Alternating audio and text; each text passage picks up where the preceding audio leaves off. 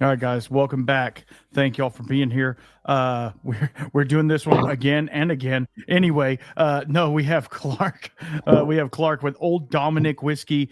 They are out of Tennessee, Memphis, Tennessee. We're going to talk about all the stuff that they're doing. We've already went. I feel like we're family at this point. We've already gone through some stuff together. So, yeah, Clark, how's it going? Are we good to go today? Hey, we might be. Hey, fingers crossed. Um, but hey, you know what? We got a chance to hang out a third time, so let's do it, man. I love it. I love it. Absolutely, absolutely. So, little inside baseball. We tried to record this a couple weeks ago, and then tried to record it again. Scheduling conflicts got in the way. Kids were sick. Anyway, we're doing it now. You were gracious enough to send over a couple of bottles of whiskey, and I appreciate you for that. We're gonna get right into it, and I'm not going to fresh crack this one because I, I already fresh cracked it the last time. But what we are going to get into is if I can get in camera, Lord, I don't know how to use a camera. This is the Old Dominick Bonded Tennessee whiskey. So tell us a little bit about this, and then you can tell us about yourself and your brand. Yeah. So, jumping in just straight to this pour that you're enjoying, and I will be shortly, and those of you out there, hopefully y'all will be as well. But being in Memphis, Tennessee, which is of course where the brand's located, many products we put out we're super proud of, but this particular one, the Bonded Tennessee, it's near and dear to us because being in the state of Tennessee, I mean, you gotta have a good Tennessee whiskey, right? It's Absolutely. kind of a prerequisite, if you will, and we really think that this one shines. We started distilling our Tennessee whiskey mash bill, which of course this is a product of, which is a traditional kind of a Kentucky traditional mash bill. It's 75 corn, 13 rye, 12% malted barley. And we Okay. started distilling that. That was our first mash bill we started with in early 2017. In fact, really right about this time, 8 years ago, we started that, and we laid down tons of barrels in the early days. Sat on those for the first 5 or 6 years of inception, and we just started to put out our Tennessee whiskey in two formats over the last few years. The first release we did is our everyday drinker. It's our Old Dominick Tennessee whiskey flagship, which is bottled at 85 proof. And of Okay. course, this is its near and dear brother, which is our bonded, which is a little bit more, elegant in my opinion, a little bit more nuanced. But if you get a chance to try our 85 proof, it's pretty readily available. Give that a shot. The bonded, which we're getting into now, totally different, right? I don't have to go through the rules and regulations around bonded whiskey. No, I will if you want me to. no, But no, no. I mean, if you want to, that's up to you. But we've talked about that at length. But if you might have something else in there. well, Being in the distillation community, you kind of learn these things, but there's always like TTB regulations or whatever that you have to follow that could be a right. little different than some of the guidelines. So Well, I'll tell you this. So, bonded whiskey it's actually essentially it created the first FDA, right? During Prohibition, and people don't know that, but during Prohibition, um, one of the reasons why Prohibition was enacted is because people were making liquor all over the place, in their bathtub, in the foothills of Appalachia. mhm. Didn't matter, right? And while all that was well and good, what happened is people were dying because there was no way to trust the process or the quality of what people were getting. So what the Bottled and Bond Act actually was the precursor for the Food and Drug Administration, which essentially was a stamp of approval by the federal government to say, "Hey, look, this is bottled and bond, aka this is quality and can be consumed and it won't kill you." Which is probably back in the day, that's all people needed. Okay, cool. I'm not going to die from this. Give me the consequences. But fast forward to why that's important these days. As a craft distiller, Old Dominick, we have to, we want to be creating and putting out quality products. Nothing against anybody who doesn't have their own bottled and bond bourbon or whiskey. Mhm. The fact that we're doing it means it was made by one distiller during one distillation season. It was aged and bottled in on premise, aka it was not moved or sourced from anywhere else. And it went to uh, a new vessel, right? So this one in our particular case went to a West Tennessee white oak barrel. All right, and then the kind of the fifth wrinkle, because it's Tennessee whiskey, is it was done in Tennessee, and our process follows the Lincoln County process, which is another kind of regulation and stipulation. But that means it went through charcoal filtration, which was made famous by our friends just east of us, and Jack Daniels and George Dickel, behind that. Right. Have it bottled and bond Tennessee whiskey, and you're checking a lot of boxes. And there's about 30-ish distilleries in Tennessee, and there's a lot smaller number of that actually is producing one like we are. And then from the price point standpoint, this pour that we're enjoying is around $50, which is super hard to beat. Yeah, yes, it is. It really is, because I did have a pour of this the last podcast, and I just enjoyed it because we had a little technical issues. But after sitting with it, and I haven't opened it up again because I wanted to enjoy it with you, of course. And now that I'm coming back to it, it has, I don't know if it was that little bit of neck pour or what, it has really opened up, and it's just really nice. And it doesn't, and I'm not going to poo-poo somebody else's Tennessee whiskey, but doesn't have that minerality to it that some Tennessee whiskeys have. It doesn't have that Flintstone vitamin type thing that all the whiskey guys talk about. It doesn't have that. It's just very not mellowed. It's very mellow. I don't want to say smooth. It's very mellow, but then it has that 100 proof, which kind of counterbalances that. And like you know what you're drinking, you feel what you're drinking. And I feel like obviously the proof point and the age are right where they need to be. And I like that it has that higher corn content because it gives it that inherent sweetness as well. Yep. And I know, I think we may have talked about it. And if you know anything about Old Dominick's distillation process, some people might know this already, but I think it's important to share. As a craft distillery, we actually go into the barrel at a relatively low entry proof. Okay. And why that's important for a spirit like this is, the big guys sometimes go into the barrel at 120, 130. We go in at 110. All right. And so that is not the most economical way to make whiskey, but it is truly I think the best way to do it. Mm-hmm. And the reason why is because when we dump, a batch of barrels for this product we're sipping on, we're doing it 6 barrels at a time, right? That's kind of our batch size. Well, we're blending to taste, but we're not adding a ton of water to dilute that distillate to 100 proof, or even our 85 proof, or one of our other bourbons, which is bottled at 90.1 proof. Mm-hmm. We're not cutting that with a ton of water. So what you're talking about, it was not sweet, but it's still kind of nuanced. It's because it's not very diluted, even right. At 100 proof.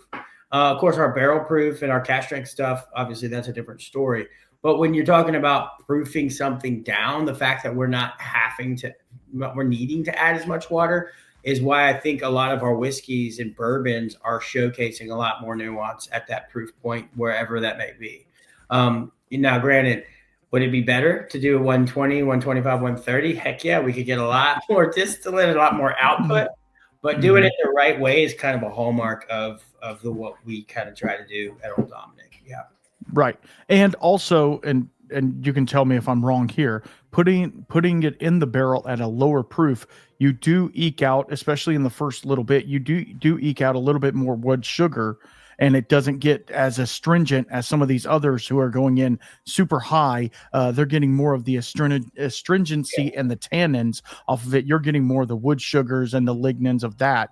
Let's get nerdy on wood, I guess. But, because it does matter, because back in the day, they sometimes would even, pre-prohibition, they would put their whiskey in barrel at 100 proof sometimes. So it was basically just a holding container, and then they realized it made it taste a little better. And they were like, "Oh, this is cool." So, I mean, it's one of those things that you want to get as much as you like you said, you want to financially, it'd be better to put more whiskey, higher proof whiskey in there and just water the piss out of it. That way you don't have 8,000 barrels sitting out there. But flavor wise, I have noticed with other whiskeys as well as this one, the lower entry proof, it really does make a difference because comparatively, I mean, you can go in super high, but you're still going to get a lot of it. You know, you're not going to get quite as much extraction, and then you're almost going to get that stripping nature out of the barrel char, which is where you're getting all the sugar content, all the esters, all the flavors from anyway. So you just, and if that's just our approach to it. And we do have some wrinkles that I'm not going to share with everybody, kind of but some tricks. But, one of the best things about all of our whiskey, and we can jump into the next pour, is it all goes into a West Tennessee white oak barrel, which we think has some extremely different and unique flavors. And then we use a number 4 alligator char across the board of our distillate. Okay. So, I mean, coupling those two things together, I think is kind of a little bit of our secret sauce there. Plus, of course, where we're located. Yes. Our climate is ideal for whiskey aging. You can make whiskey anywhere, but can you actually age it well? That is always the question. Yeah, that's the issue that we have. I'm located in Texas, and that's the issue that we have here. We have to do slow water reduction and all these or other sorts of things, in barrel proofing, all of that stuff, just to keep the whiskey in the dang barrel, to where it's not over evaporated and over oaked and all of these things. And it's been a struggle for Texas distilleries to figure that out. And some of them to this day still haven't figured it out, obviously. But some have, and they do an amazing job, and they're producing some stellar stuff. And then there's others that need to catch up, I would say. So you told me to open the second one, so I'm opening the second one. This is the cast strength bourbon, 124.62 proof. So this one's a 6-year-old. So this one's going to be a little bit hotter, a little bit older, which is the way I like them, older and hotter. My man, there you go. Well, it's funny about the bourbon, being in Tennessee, being based in Memphis, like you said, our flagship kind of out of the gate has been our Tennessee whiskey line, right? And so we started with the Old Dominick Tennessee 85 proof, which was kind of our everyday drinker that we kind of went to market with. Shortly thereafter, we followed with our bottled and bond Tennessee whiskey. We were doing batches of that, and then we transitioned to the product we just tasted, which is our everyday bonded SKU. Of course, we had single barrels of Tennessee whiskey behind that. And then we were like, okay, we're ready to go to this next step. And about a year and a half ago is when we first started to put out what we're enjoying right now. It wasn't in the same format as what you and I are tasting, but we started doing small batches of our high rye bourbon, which if you know anything about Old Dominick, we also had a brand, or still have it, called Huling Station, which a lot of people know. And one of the mash bills, one of the recipes that kind of launched the Huling Station is the same recipe that we're enjoying right now. So it is our high rye bourbon mash, which we're getting very well known for, and it is 44 rye, 52 corn, and 4% or 5% malted barley. All right. Wow. So if you think about the spice content that you're going to pull from this, I mean, the first thing you're going to get on the nose is that pepper, that sweet heat that I like to call it, which is drastic. It's miles away from what we just tasted. Absolutely. Right? And what we were finding and what we were getting out of this line is just incredible. So we're drinking this one at full proof, right? It is a 6-barrel blend, the one that we're trying here, but we're not proofing that. We're more so blending to taste, more so for a profile that kind of mirrors our everyday drinker, which is bottled at 90 proof, but just with a little bit more punch. So you're going to get that spice, that heat, but man, it finishes with like caramel, some red hot candy, as a lot of people like that too on the back end. And we've been getting huge results out of this, more so than actually our Tennessee whiskey. So people are more excited about the bourbon that we're putting out than actually, the whiskey itself. Right. That's due to the category. Not everybody is super familiar or even looking for that Tennessee whiskey. Mm-hmm. Everybody is comfortable and familiar with the bourbon rules of bourbon and all that kind of thing. Right. So let's, I mean, it's an amazing pour, and I'm getting a lot of like, your typical bourbon notes that you would get, that vanilla, caramel, all of those things. But it also has, with it being a higher rye content, you're getting some of those spices like a cinnamon or even a nutmeg on there, and it's playing really well with the lower corn content, because the corn just is inherent sweetness. Sometimes people get candy corn or buttered popcorn or something. It's nothing like that. It is just giving it this backbone for that rye to basically take over. I mean, if I was doing this in a blind, I might almost think it was a barely legal rye whiskey. You know what I mean?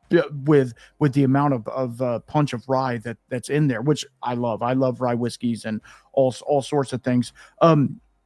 Before we get too much further, why don't you tell us a little bit about your personal background? What got you into whiskey? Basically, what got you into being in the distilling scene? Right. Yeah.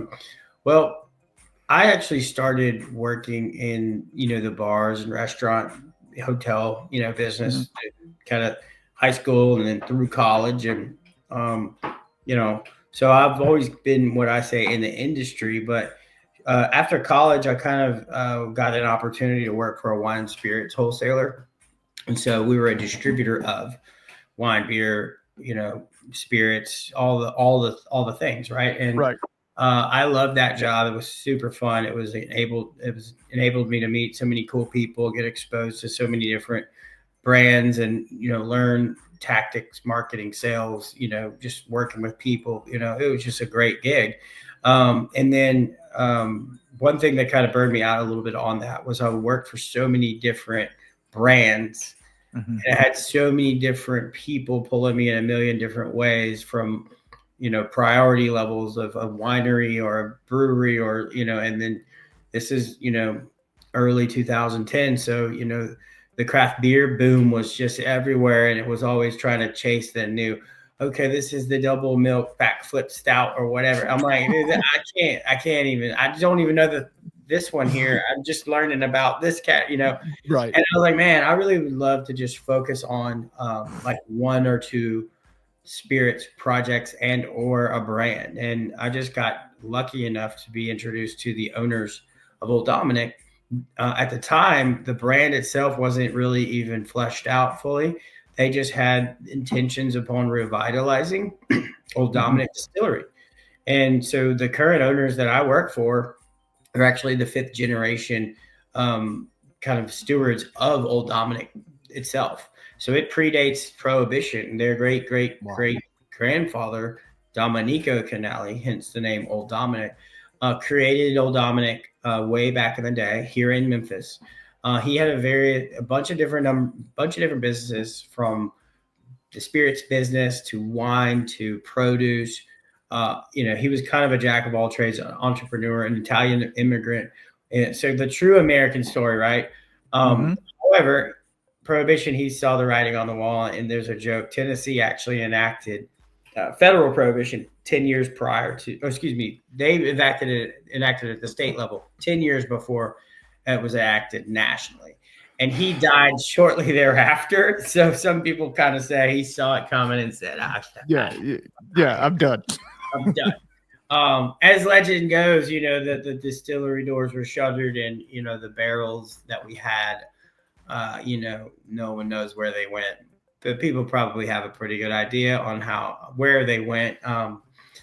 But hey, Memphis was a fun city back then and still is. And I'm sure that whiskey somehow made some people happy. But fast forward to years later, right? And then the family brings back some different companies, one being a produce and the second being a beer. They were a beer wholesaler for Anheuser-Busch. At the time, Augustus Busch came kind of looking close. Hey, we're 4 hours from St. Louis, right? We're 4 hours south of St. Louis.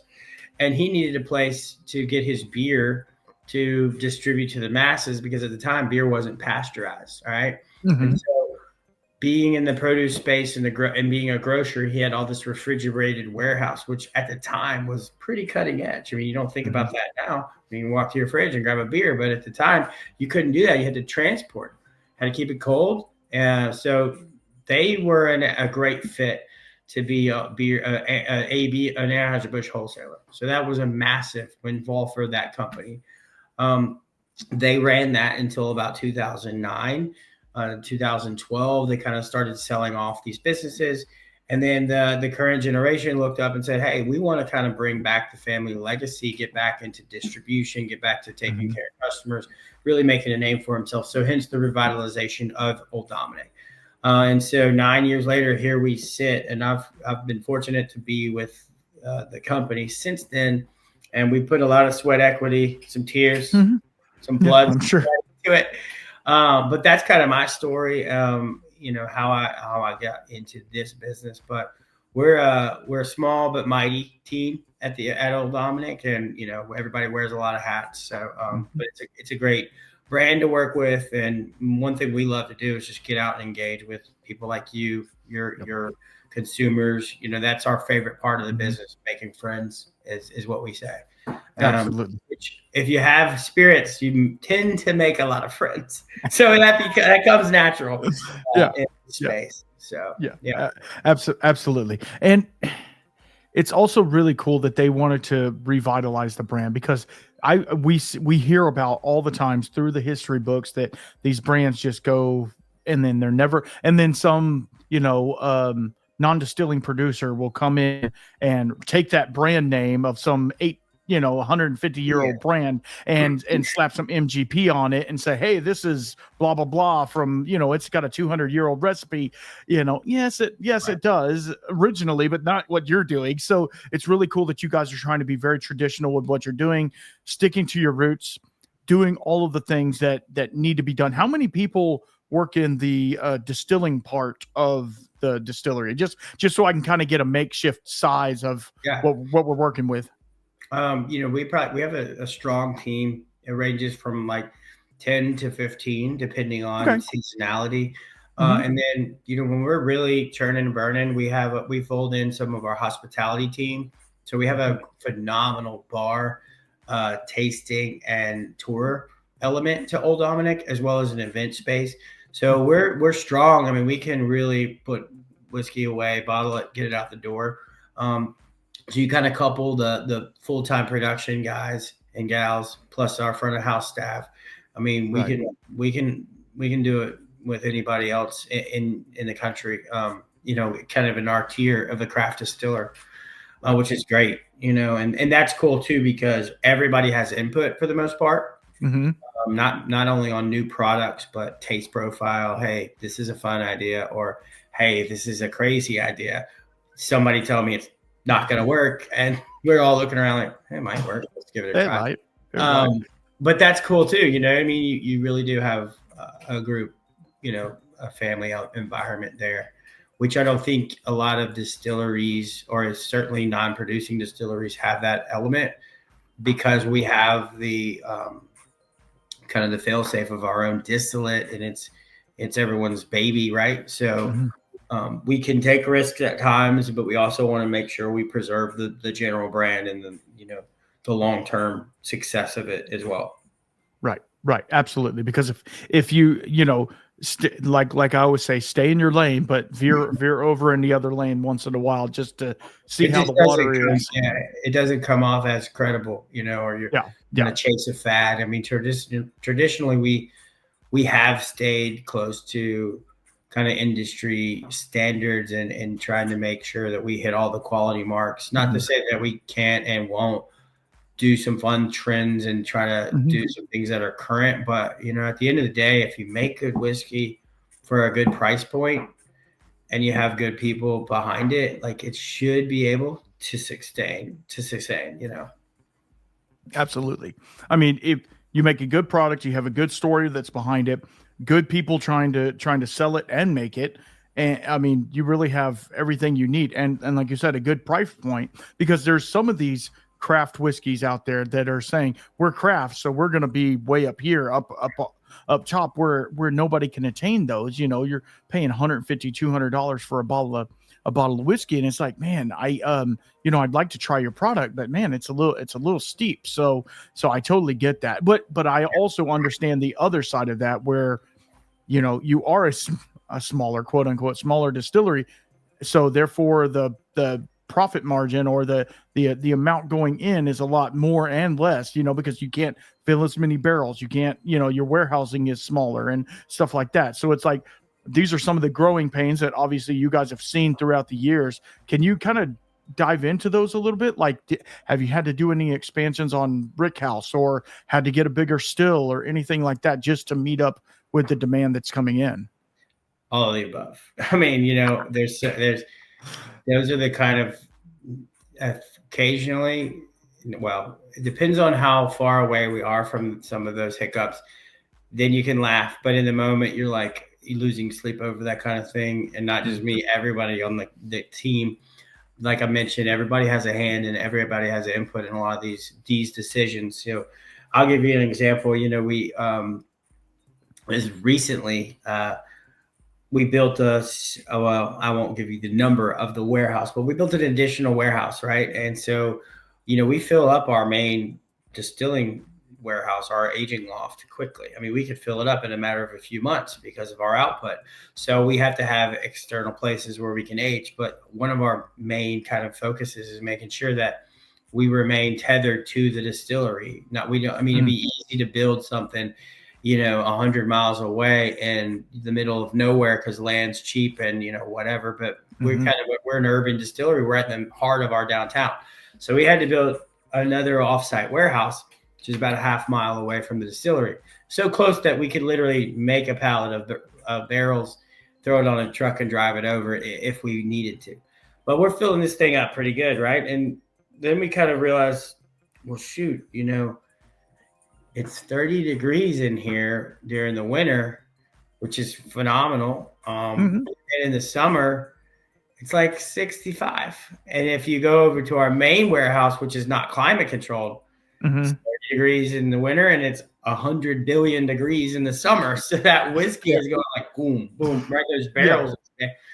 So just one of those like learning curves. We're like, well, shit, I think we might need to do something here. So as of pretty recently, we're figuring out, should we pull out the insulation? Should we just cut holes in the side of the rick house? There's all these different ways you could skin the cat. But it came to be that we put some louvers in. So basically some windows we can drag open and close to create a draft. And, I'm not even kidding. A month ago, we went in there and we were doing some barrel inventory in the first week of January. And it was so freezing cold. I mean, it was literally just like bone chilling. And then, I assume now in a month or two, when the temperature comes back up, it's going to be as hot outside as it will be in that room. And so those are the funny things you just don't really think about, but then you kind of come to know. So, not that project wasn't expensive at all, but it was a fun and easier fix than, another way of doing it. And those are the things you just kind of figure out as a team, make a decision, chart a course, and go, which is really fun to kind of see, come to. But the other thing that is just always a push and pull was like during COVID, we were launching a couple products and trying to get things to market. And we're just running out of glass. We're running out of cardboard boxes. We're running out of corks. And so that's another funny thing where people are like, we're like all just trying to find finished raw materials anywhere we could find it. Somebody one day would be Googling, where can I get a rubber cork? Where can I get bottles? Where can I get this? So you piecemeal it together and we survived and we made it through and we had 4 different types of bottles and, nobody really cared. But one of those fun things you just kind of look back now and you're like, wow, that was comical. But in the moment you're like, oh my God, like we're not going to make it through this type of Well, and that's the cool thing. I mean, it's not cool, but that's the thing with the whole COVID thing was everybody felt the brunt of it. Everyone felt it. Right. So it's not like, oh, we're gonna be hurt. Everybody was hurt. So it's like everybody was having glass problems and cork problems and box problems. There's a jam and jelly place here in town that's pretty world famous, and they had the same issue. They couldn't get jars for their jams, and they're like, this is our signature bottle, like this is the bottle we use. It'd be like Blanton's not using their little horsey bottle, it's like you have to use that bottle, like. And so they ended up having to use, I think they even got some plastic bottles for a while anyway. So Hey, it's one of those things. It's better than not putting your product out. Absolutely. And then you get through that, and then the next time that they have glass for sale, you buy more than you need because you never know when you're going to get it again. So yeah, and then you have a big inventory, and then you sit on inventory forever, and it's just it's a vicious cycle of going through all that. So let's talk about the bottle a little bit. This is actually a really cool bottle. I don't normally talk about, but we were talking about it. It has some little divots and stuff in it. I feel like it's really good. A really good shelf bottle, because like it's round enough, but it's not like a wine bottle. It's not like, it's just a really nice, and it feels good in the hand, which some of those bottles you get, they're either too clunky at the bottom or they just don't feel right. And this one's just enough to fit in the hand. If you can show the bottle and show the bottom of the rivets kind of down there. Yeah. So, we transitioned everything into that custom glass. So, in addition to the whiskey line, we also make a vodka and a gin, and a bunch of other fun products. But everything is at the same custom glass. It's something that our creative designer and marketing director, Richie Weaver, actually created from scratch, which is super cool. And the bottom of that is almost like the old school whiskey chalice. You know what I mean? Yes. Like a chalice you would get with like the classic elements to it. And he kind of found inspiration to do that from some old bottles that Old Dominick actually had back in the day. Oh, wow. Kind of with a new twist on it. And, because of that, we've got tons of awards from the packaging and design. But that's another thing back to the team, small but mighty. I mean, he literally came up with that, soup to nuts, sourced it, created it, had the vision, and went to work and got it done. So it's pretty cool. We didn't go to like some, manufacturer or some marketing firm or whatever to create that. That was an in-house deal, and it's pretty awesome. Yeah, it is. And people comment on that all the time, especially with our price points being where they are. That's kind of has this classic, elegant, premium look to it. But, when you can walk out the door for this one we're drinking for, $50, it's hard to beat. And it's almost like, and I don't do this, I'm not that I'm crafty, but I'm not that crafty. It's almost like when you were done with the bottle, you could cut it right there and make a good rocks glass out of it or something like. Well, it's funny. There's people who make candles out of the bottom of that a lot. And we have a glass that you can buy at our retail shop that's almost like the same as the bottom. So we've heard that a lot. I would not recommend on your own if you don't know how to deal with that to try to do that. But so that's just a warning. I don't want to get sued or anything. But yeah, exactly. Don't try this at home. Type of deal. Don't cut it. So let's talk about some of your other products, if you don't mind. You said you had a gin and a vodka. Have you done any rye whiskey or single malts or anything like that? We have not done a rye whiskey. For a small producer like us, rye is a very finicky grain to work with. Okay. Yeah. It's kind of like the worst, frankly. But that does not mean we do not have intentions and plans very shortly to make a rye. People know us for our high rye bourbon. We got to have a rye whiskey. Plans are in place to probably do that soon. But American single malt is something we're jumping with both feet in immediately. Please do. Our lead distiller, David Valentine, is a stud, and he's a savant when it comes to that. he started talking about the different, takes on it and what he wants to do. And I was like, I was blown away. I was like, sounds good. I have no idea what you're talking about, but let's go. And so we are working on a lot of those projects. Problem being is, we got to wait a little while on it. But with the changes in regulation from the TTB and federal, level, the American single malt category is a lot more broad than maybe it used to be. Right. So that's kind of the next kind of frontier, if you will, of like creativity from any American distillery, in my opinion. So we're going to be right on the cusp of that. But with that comes like expansion from granaries, and we need we might not need a malting facility, but we got to make sure that we're aligned with the profiles and the different yeast strain, all that kind of stuff. So takes a while, but that is something you're definitely going to want to look out for in a few years from Old Dominick. But beyond the whiskey and the aged spirits, we have a phenomenal gin, which we call our Southern style gin. We came up with that probably in 2019. We actually used our tasting room as kind of a test, an incubator, if you will. We had, I don't know, I think maybe 20 different formulas, and we tried out people who came to the bar. We tried out some different markets and bartenders, and we settled on our formula number 10, which is our Southern style gin, which is, it's beautiful. It's sweet. It's floral. It is not your juniper bomb, your Christmas tree. It's not that. If you're looking for that, it's probably not going to be one you're going to like. But if you're trying to get it into the gin category, this is your go-to. And it's a beautiful bottle. Actually, I got one right here. I don't know if y'all can see. Yeah. So you see that label right there? Okay. On the label, this is another kind of a Easter egg that our creative designer, Richie Weaver, came up with, is all the different botanicals incorporated into the label. That's really cool. Which is really neat. And that's a fun one we make. We also have a vodka that was actually the first product we put out. You have to put something out. Right, you do. Great. We love that one. And then we also have our Honey Bell citrus vodka, which is kind of fun play on an orange vodka. But ours is tangerine, grapefruit, a little bit of lemon. It kind of tastes like one of those cuties you ever see. Man, it's like you close your eyes, you taste that. So that's a good one.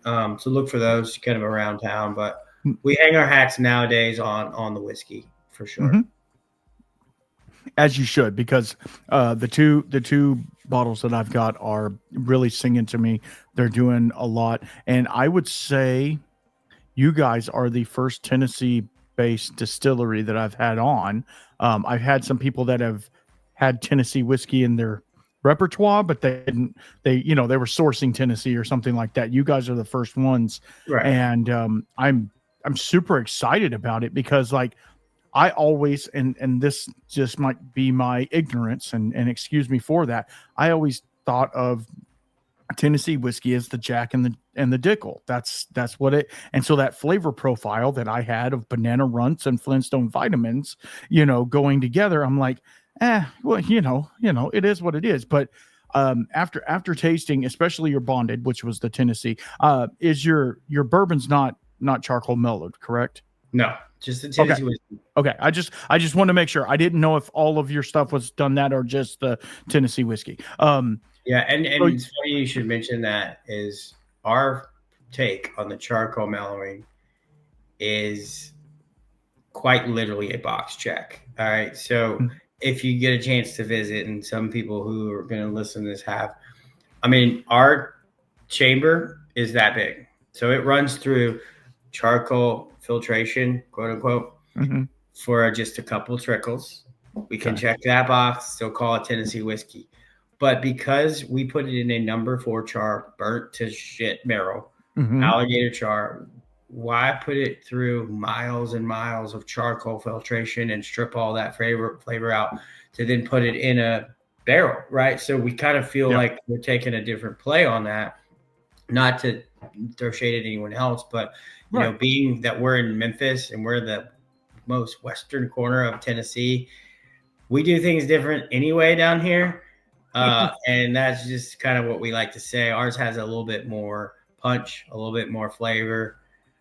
It's got a little bit more swag, I think, because we're in Memphis versus some other places. And some people are like, "Oh my gosh, it's a little harsh." And we're like, "Well, it's got more flavor to it." Absolutely. And your sweet Flintstone vitamin tasting, and there's nothing wrong with that. I like George Dickel. That's my one of my go-tos. I'm, But you I'm know not, what I mean? It's just different, right? It's just a little different. Yeah, no, it really is. I mean, and the fact that you guys are doing the minimum, which to me, I'm like, yes, if I was in Tennessee and I wanted to make a Tennessee whiskey, that's what it's going to be. It's going to be the compliance Tennessee whiskey. It's not going to be one of these overdrawn out, because I always thought about that as well. Like, you're charcoal filtering the whiskey, and then you're putting it in the most charred barrel you can get, which is charcoal on the inside, basically, and you're going to let it sit there for 5 or 6 years. It's like, aren't you charcoal mellowing it? I mean, because if you've ever tried any charcoal mellowing, I mean, yeah, exactly. I mean, if you try new make coming off the still, and then you try a 6-year-old bourbon that's been sitting in a barrel, they're drastically different, and one is sharper than the other, definitely 100%. So it's going to get some mellowing. So I don't know. I just think it was kind of a thing, and they started a thing, and now it's a, if it's a biblical term almost at this point, but where they're like, it's no different than the limestone water in Kentucky, right? You know what I mean? Yeah. I'm not going to harp. I mean, you can taste the difference. It's well known, but does that, you know what I mean? If you're gonna run your limestone water through reverse osmosis, which essentially takes every single element out of the water to then dilute or use for distillation, there's no flavor profile to it. Now there's a lot to be said. I'm not knocking that. In fact, in Memphis, we have quite literally the best water table you can find, and it's important that we use that in our processes. But at the end of the day, I mean, with the technology you have nowadays, like, it's not quite as important as it probably once was. No. To the process. Yeah. No, I mean, because you think about pre-prohibition or right after prohibition, when everybody's coming back hard and fast and trying to get their brand back up, that limestone water was literally pulled out of the river. They might have ran it through a sieve or something like that and put it in the bottle. And the charcoal mellowing was to literally, because they were just having to run hot and fast distillation, and their cut points maybe weren't exactly where they needed to be. So they ran it through a filter to get some of the nasties out of it. So it's just that they're doing those practices still is cool. But like you're saying, like the reverse osmosis, me being a plumber, for my business, it literally strips everything out of the water. I mean, so much to where it attacks metal. That's why you have to have, plastic piping. Plastic piping for it, because if not, it will literally eat it. You can't put it in your metal jug or something like that. It'll eat through it. So yeah, like, this is the technology that we have, like you were saying. But like, yeah, I mean, it's so cool that, like, doing the traditional, but they have limestone water in Texas. They have limestone water in Indiana, so like it's not just that. But yes, I get the traditional background of it, and it's super cool. Like, yeah, if they said, "Oh no, we use Brita water filtered water," yeah, it's like, no, that's not cool. Right. But anyway, no, it's super funny. It's super cool. But yeah, okay, let's move on to the elephant in the room, which is none other than the original Toddy. See, my camera's cut in half because you're on the screen, so I'm having to go way over here. So I can see it very fine. I don't know if I know. It's everybody at home. So this is a bourbon whiskey infused with natural flavors. So this has been sitting in the shed. Should I shake it up a little bit? Give it a little shake. Okay. But because it does have it is a little cloudy if so. So tell us about this one and the thought behind it, because I'm intrigued with this one, and you told me to do this one last because it's pretty flavorful. That's what I heard. Yeah, and of all the things we make, and I'm going to sound like I'm flip-flopping here, but I noticed that we hang the hat on the whiskey, and our gin is great, and our vodka is top-notch, which they all are. I'm a sales guy. I'm not going to knock. I'm sure. This is my favorite product we make and will always be that because it has just the best story, and then the profile and the flavor is just something that I'll hard press anybody to find something like it anywhere in the business. So the story, let's start there. I mentioned that the family that we work for, the brand predates prohibition. Well, one of the most important products in the brand and the family's history was this Old Dominick toddy that you're trying. Okay. So I think I told you, but he was a grocer. He had a grocery business prior to even jumping into the wine and whiskey importing. But what happened was he had, he'd bring new make whiskey down from Cairo, Illinois, or from Kentucky, or from wherever he could find it. Right. Well, it wasn't quite that good, frankly. So he's bringing it in on rail cars and by boat if he had to. And he was like, well, I got to flavor this whiskey because it's just not good. So perfect example, a guy that just utilizing what he had fruit, he had herbs, he had spices, he had all these kind of things. And I don't know how, it's hard to even tell how he came to this recipe. But the fact is he did come to a recipe and he would bottle it. It's called the Old Dominick toddy. And there's a label, you can look it up. It's pretty wide. The story is pretty well known now, but the Old Dominick toddy was a pretty widely known brand back in the day. It was widely distributed. In fact, even in Memphis, where we're located, the Commercial Appeal, which is our local newspaper, even back then, he had big ads in it that said Old Dominick toddy, prescribed to cure all ailments, or doctor recommended. So this concept of the toddy being kind of medicinal, but also having this delicious whiskey taste to it, right, just took off. And it became a thing, it became a phenomenon. And if you look at the original bottle, which was kind of part of the relaunching of this brand, it has two roosters fighting over a shot glass. And so if let me look at my screen here, and if you look at the bottles, what do you see? A rooster. A rooster. Okay. And with his talons on a shot glass, right? So not only does the product, the toddy, mean significant amount to the brand itself, but the product is still the exact same as it was back in the day, as it is today. So the owners that I work for actually found one of the original bottles, and were able to send it off, get it analyzed, and recreate the formula that was being made back then today. Once again, with modern technology, you can do it. Now, is it the exact same profile? It's hard to tell, but it's pretty damn close. So it's our high rye bourbon as the base, and then we infuse it with cinnamon, clove, black pepper, sugar, citrus peel, and the way we make it is basically you take a barrel of whiskey and you put all those different ingredients in almost like a cheesecloth, or kind of like if you're making tea, like a tea bag, if you can envision that, and you steep it in there just for a little bit, blast it with hot water. All those lovely things just kind of filter into the barrel. And then we dump and strain, and it goes right into the bottle. So you're pointing about, hey, it's a little cloudy. What's the deal? Well, that's because it's all natural ingredients, quite literally strained and put right into the barrel or bottle of whiskey and sent out the door. So if you notice on the back, it says kind of shake well. There's not, it has a shelf life to it or anything. It's not bad, but it is truly made by hand with an all natural process. So you're going to get a little bit of that, little floaters in there. Like I said, sometimes we don't love to see it. It's not the best visual thing, but when you shake it up and you pour it over either ice or just drink it neat, I mean, it's just such a good product. So what do you profile of it? Okay. You ready? I'm gonna take you on a journey. So like on the nose, it is like, to me, it's citrus forward, but it's like a cinnamon. We just came off the holidays, and everybody's, has their, we are in a German town, so we drink wassail or, stuff like that, where it's like a mulled wine and stuff like that. It's similar to that, but a little bit more citrus in it.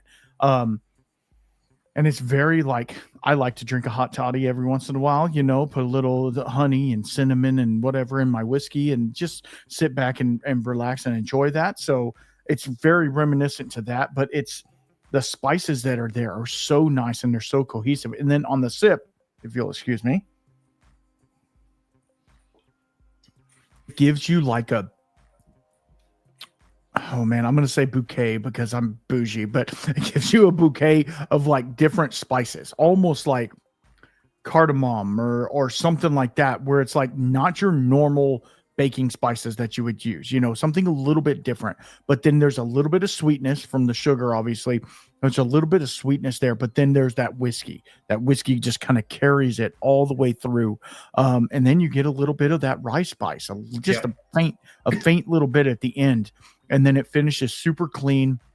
And it makes you want to go back for another drink. And it's sitting at what, 60 proof? 60 proof, right? So, yeah, 60 proof. So it's something that you could have a couple of drinks of and not feel guilty about, and being that it's shelf stable and all of those things, it's really one of those things where like I could feel like if you weren't feeling well, or even if you were feeling well and you were just feeling a little festive, this would be the great pour. Now, this might even be a pour that you have like when you're at the deer camp, which I don't go to deer camp, but if you were to go to deer camp, have a couple of this.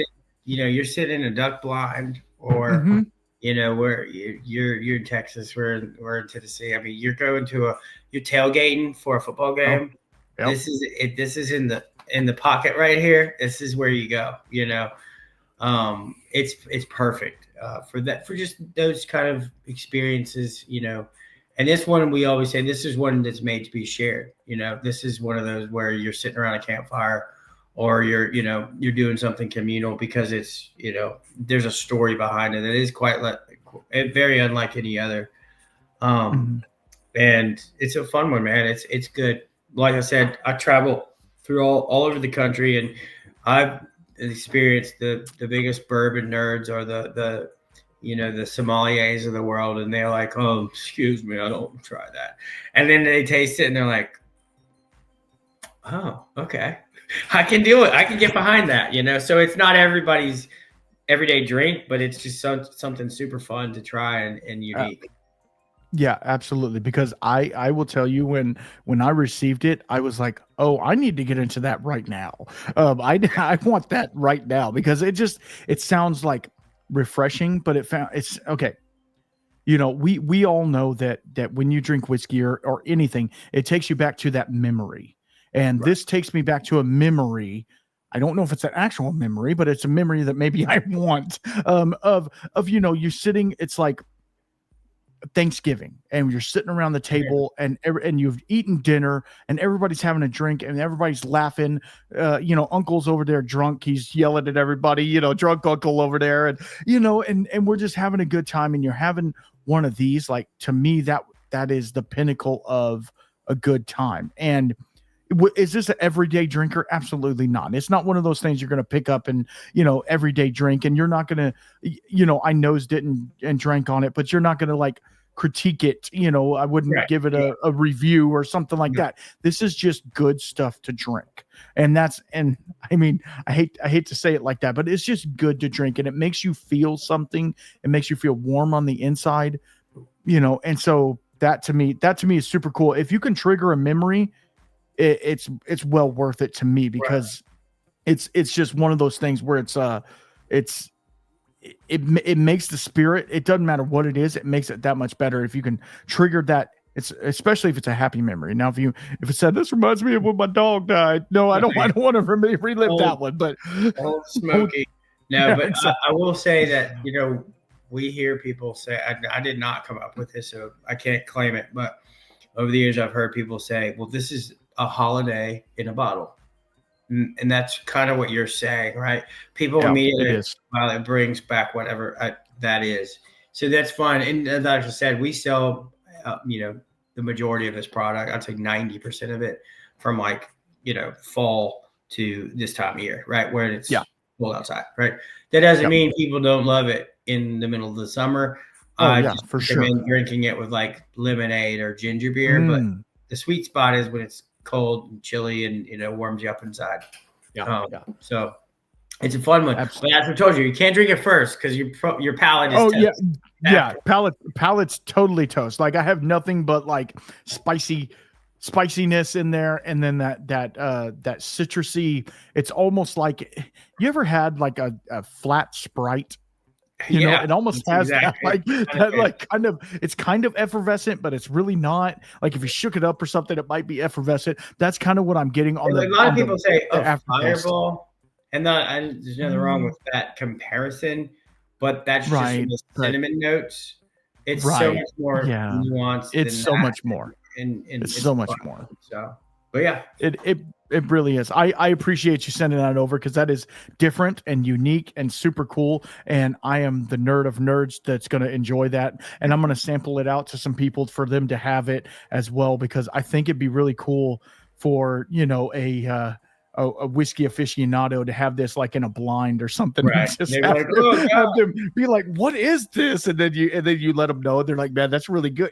So it's a lot of fun. And that's one of the things about the whiskey community. And I know you guys are pressing this as well. It's just get out there and try stuff. You might, that's why you guys have a gin and a vodka and all the other things, because not everybody's into whiskey, right? Not everybody's into drinking whiskeys neat out of a Glencairn and doing all the things. Some people want to have a cocktail. I bet this would go great in a cocktail. Like you said, with a ginger beer or something, I bet that's fantastic.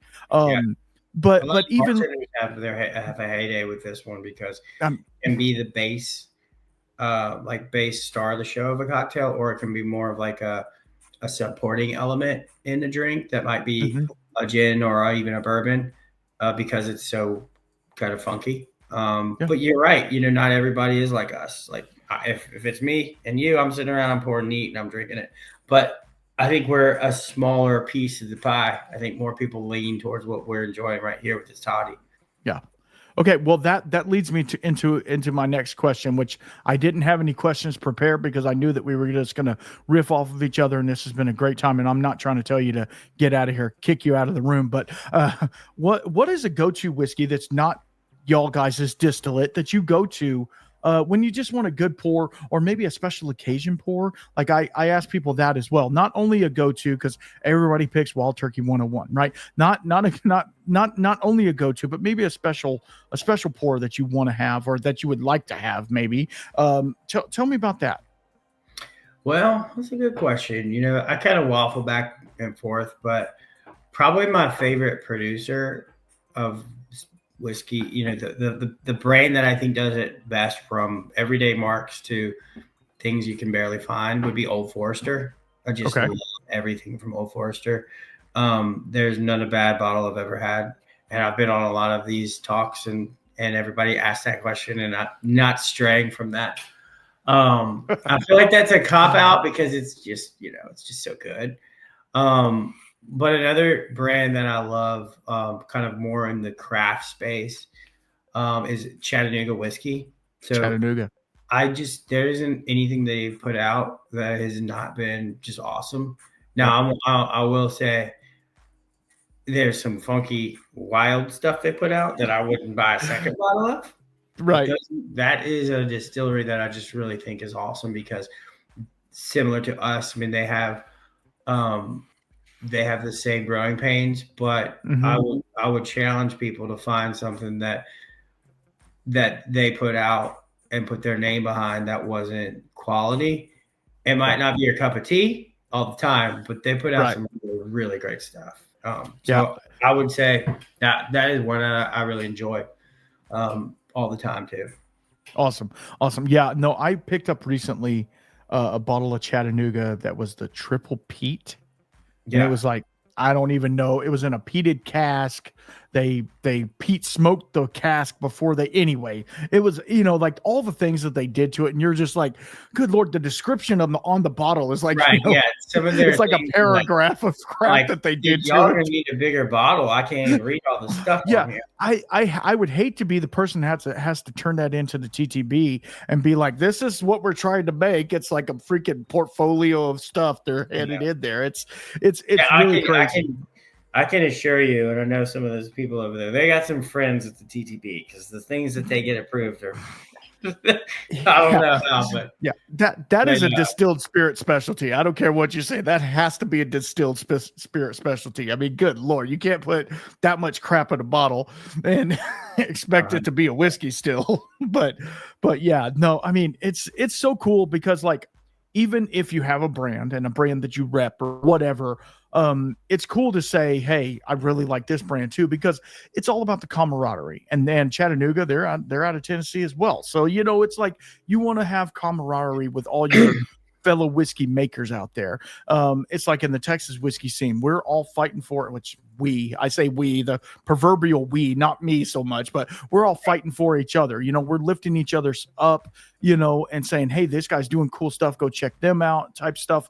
And that's what it's all about, because in the craft scene, which I promote the craft scene, obviously, you know, Buffalo Trace isn't going to get on this podcast anytime soon. I've asked and they said no. So just to let you know, but I would just say like us uplifting each other and saying, hey, these guys are doing cool stuff. And that's why I like to have people like yourself and your brand on here, because there might be somebody out there that doesn't know your brand, or somebody from your brand, or somebody that knows your brand very well that doesn't know me.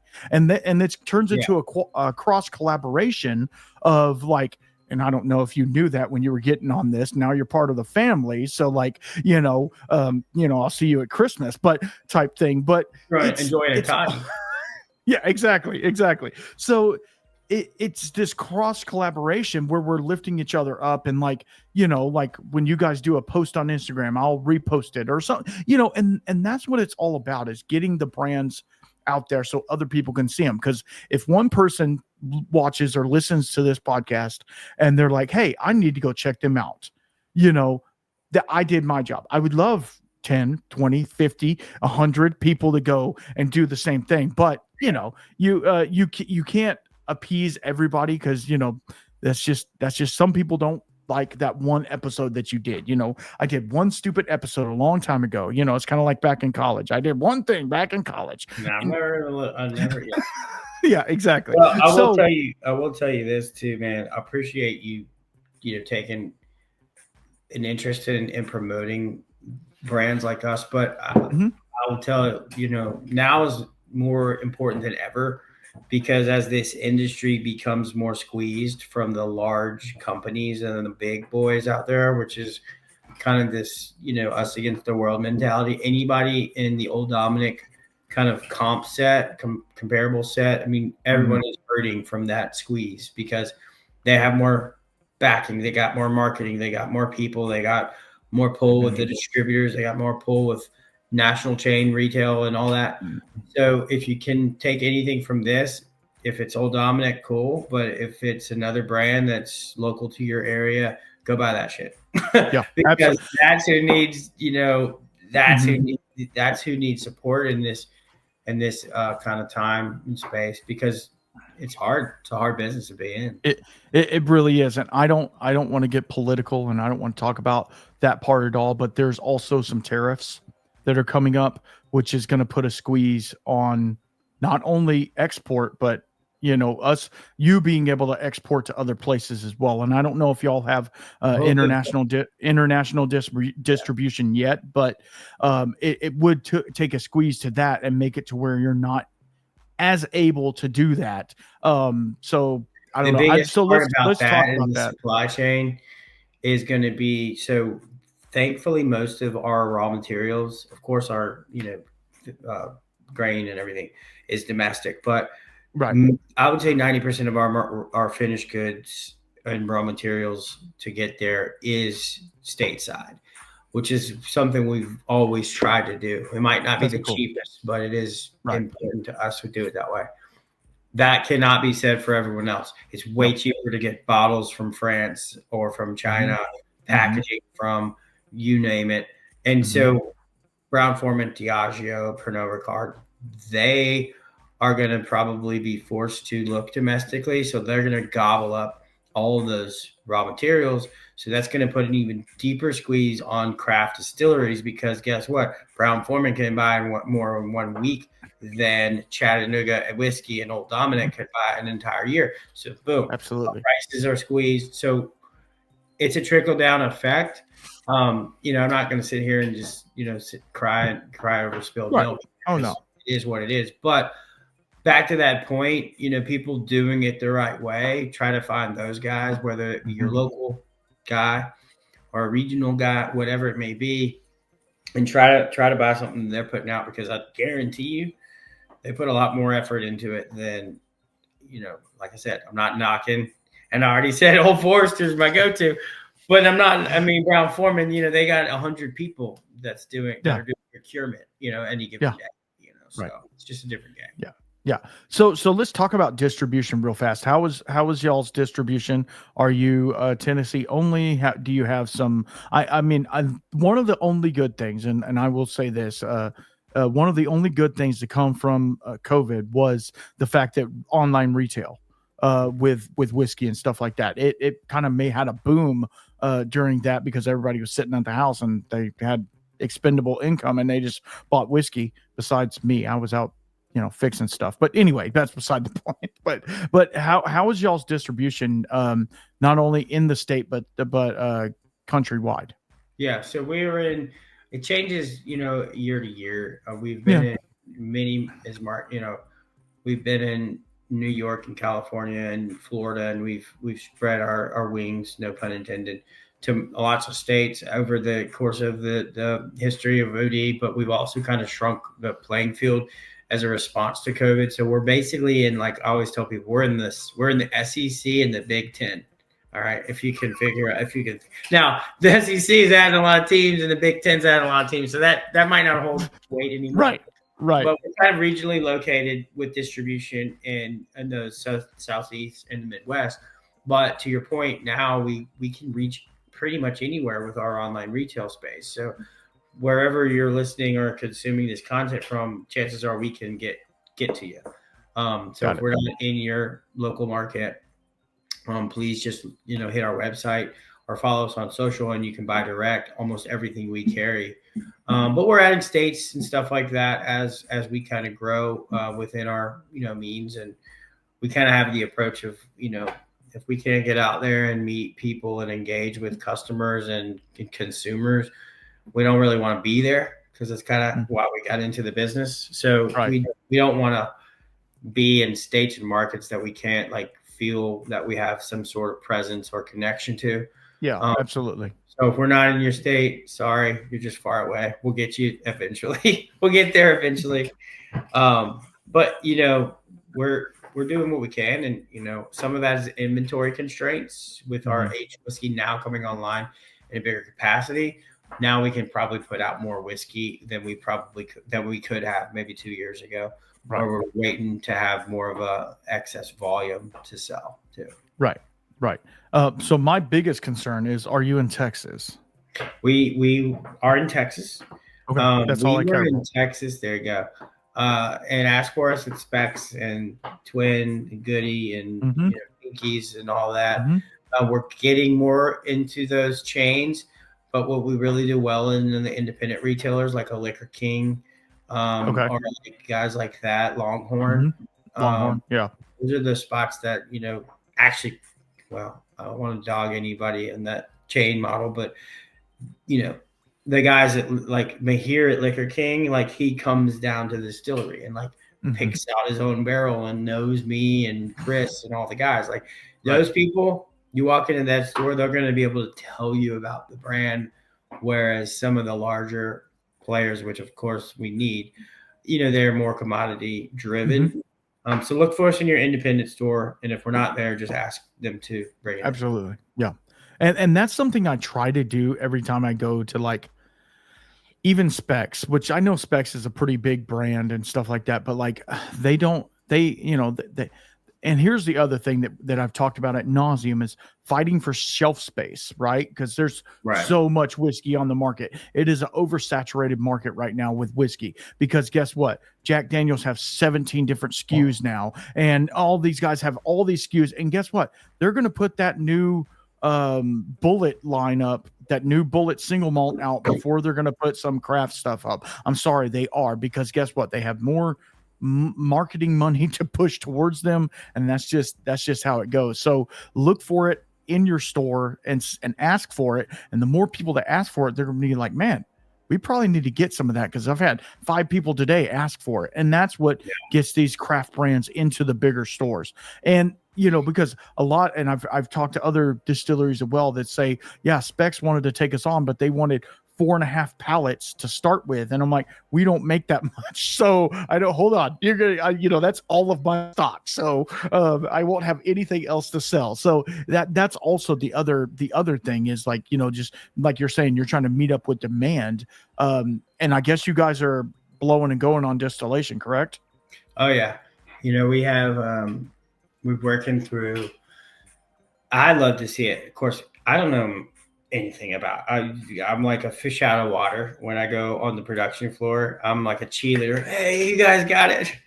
But I can tell you that like over the last few years, I mean, we're streamlining our processes.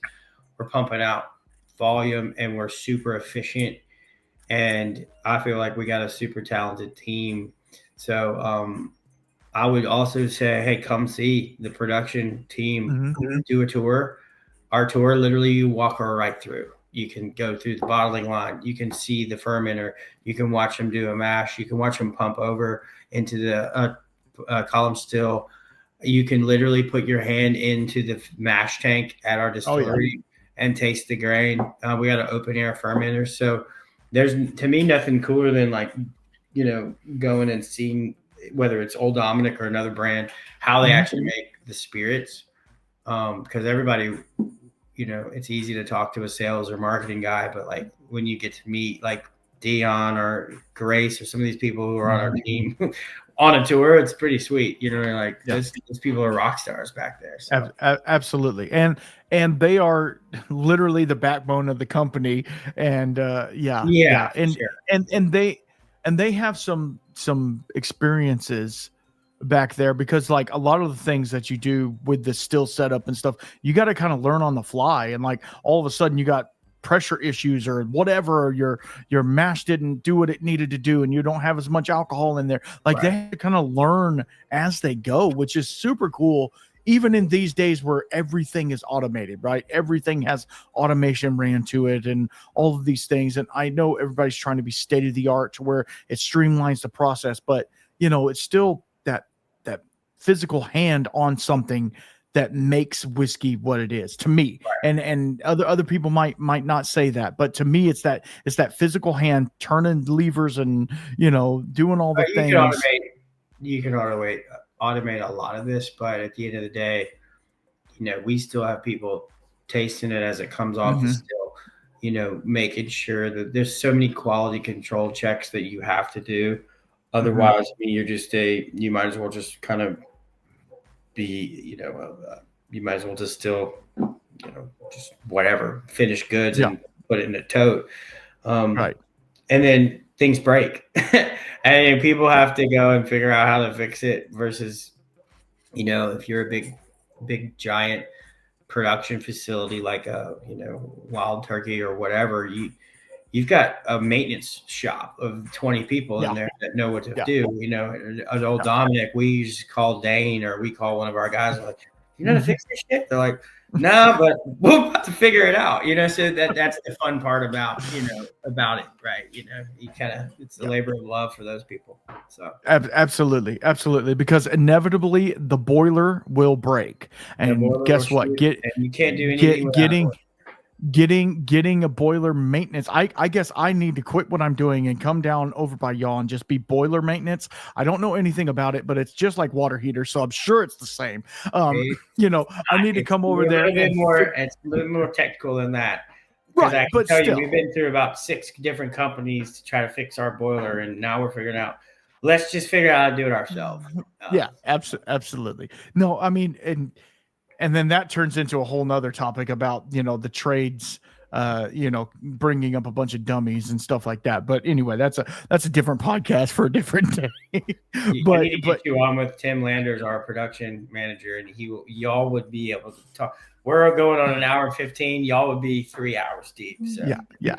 I'm sure because like I can just tell you from the crap that I had to deal with literally today, where I'm just like, oh my God, like literally these people, where do these people come from? Like, what are we doing? And I work by myself. I am self-employed. One, you know, I'm the boss, the jury, the executioner, all the things. And so like, I just look at other people's crews and I'm like, what in the world are we doing here? Like, this is not how life should be. But you know, hey, that's what we bought into, I guess. I guess that's what we got. All right, Clark, this has been an excellent episode. I appreciate everything that you have done and all the bringing over some whiskey, and we had a great time. They are all absolutely phenomenal guys. So go out and pick you up some Old Dominick. Is it Old Dominick whiskey or on Old Dominick Distillery.com? OldDominick.com. OldDominick.com. See, I was way off on both of those. So go pick you up a bottle. I have it linked down in the description below. You know this, guys. And y'all make sure that you're following everything that I'm doing, and stay on, Clark. I want to talk to you real fast, but y'all be good to each other. It's, you know, just it's crazy stuff going on right now. So just be good to each other. The sky's not falling, boys and girls.